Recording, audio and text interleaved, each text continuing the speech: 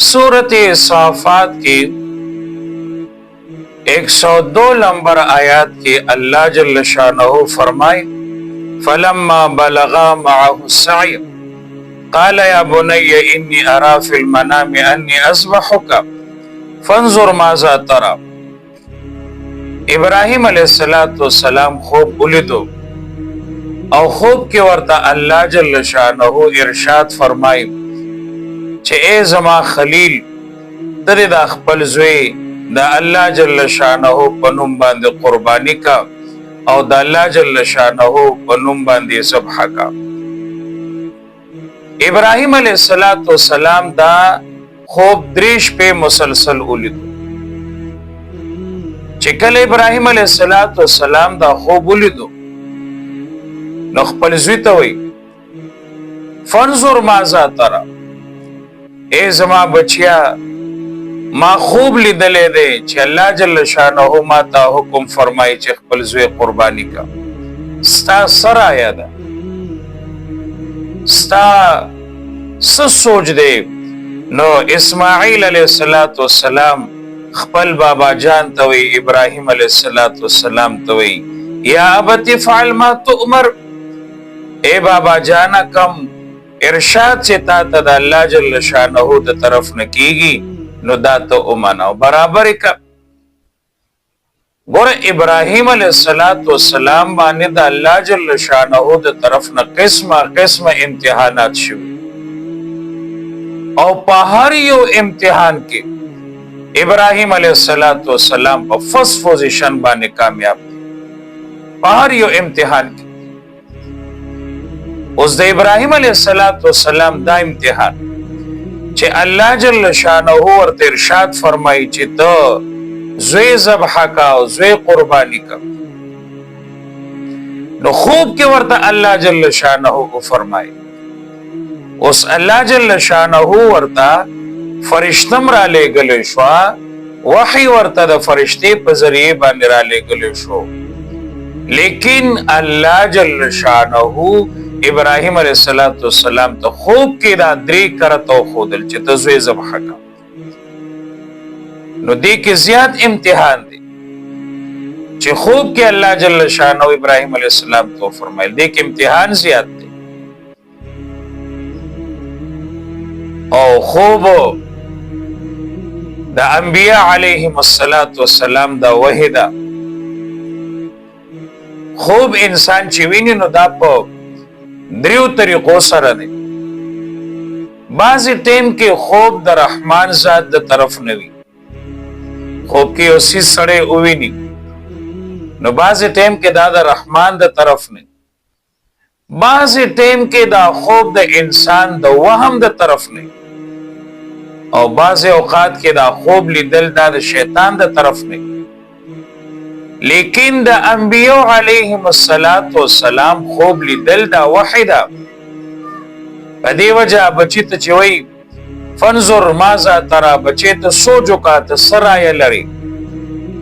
ने इस्माइल अलैहिस्सलाम और इरशाद फरमाई और देखपल बाबा ता गुजारिश कई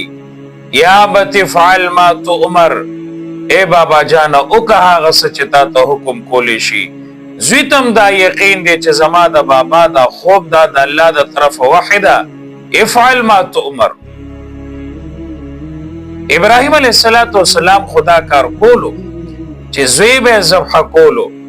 नो द ज़ोई ने चे दा मशवरा अगे सला द दे दा पारा न चे रक जमा ज़ोई इनकारो के ब्या बज़दा ज़ब्ह द ज़ोई ओ नकम इब्राहिम अलैहिस्सलाम चे कला ज़ोई ता दा खबर उकड़ा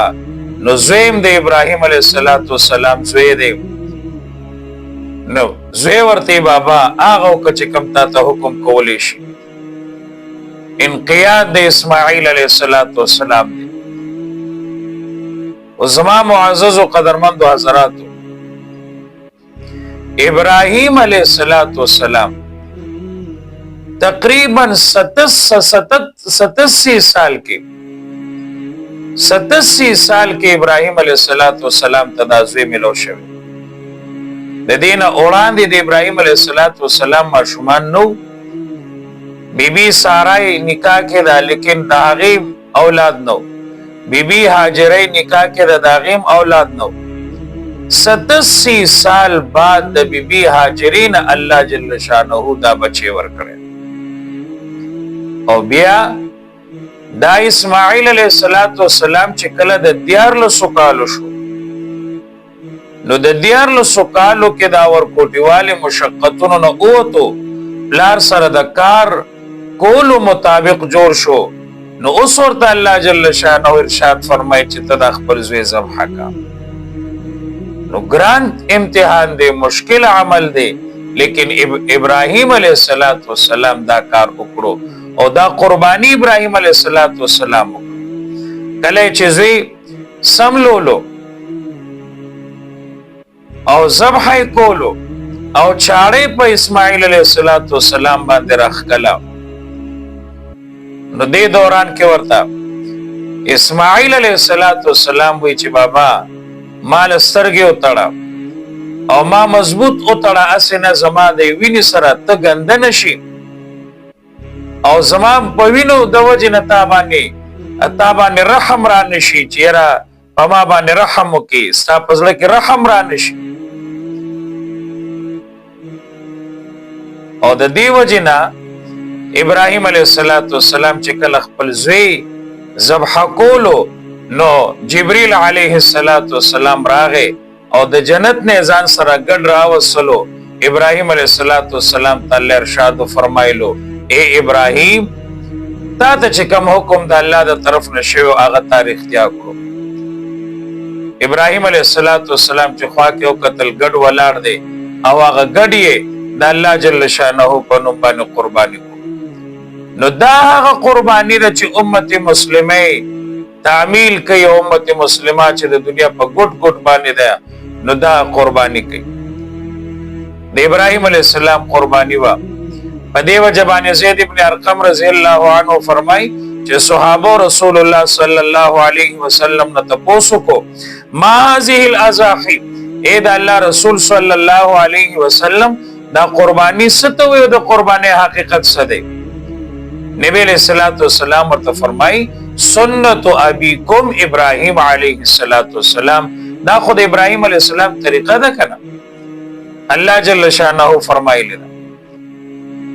نو صحابه رسول الله صلی الله علیه وسلم تارس کی فما لنا فیها یا رسول الله صلی الله علیه وسلم، مونږ د پاره ورکه ثوابونه دی او کارونه دی. نبی علیہ الصلوۃ والسلام ورته فرمایل بكل شعره من الصوف حسنه، هر یو وختبانه تاسو د پاره یو نیکی. په دې وجه باندې زما معزز ورونو، انسان چې قرباني وکي نو د قرباني د ساروی په بدن باندې چې څومره وختان دي، د یو وخت په بدله کې الله جل شانه د قرباني کون کتا یو نیکی ورکړي. او تاسو سوچ وکئ، مثال کې د چیلو په بدن باندې وختانو تو ګوري، سرمن کې وختانو تو ګوري، د ګډانو سرمن کې وختانو تو ګوري، د میخو د غویانو سرمن کې وختانو تو ګوري، په کروڑو په عربو وختانی. نو د یو وخت په بدله کې الله جل شانه دی قربانی کون کی تا یو نیکی ورکړي. په دې وجه باندې قربانی د ابراهیم علیه السلام طریقه ده، خپ مینه محبت سره، خپ شوق سره، او خد الله جل شانه د اطاعت په جذبات سره دا قربانی کول دي.